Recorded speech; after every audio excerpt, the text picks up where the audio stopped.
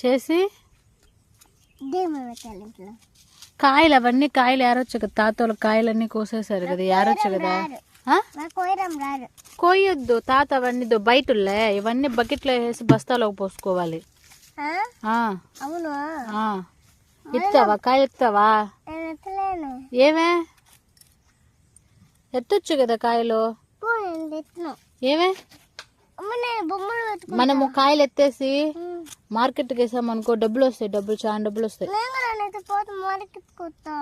కాయలు ఎత్తు, అయితే కాయలు ఎత్తితే కదా గోతానికి వేసుకుని మార్కెట్కి వెళ్ళేదా. ఎత్తుతావా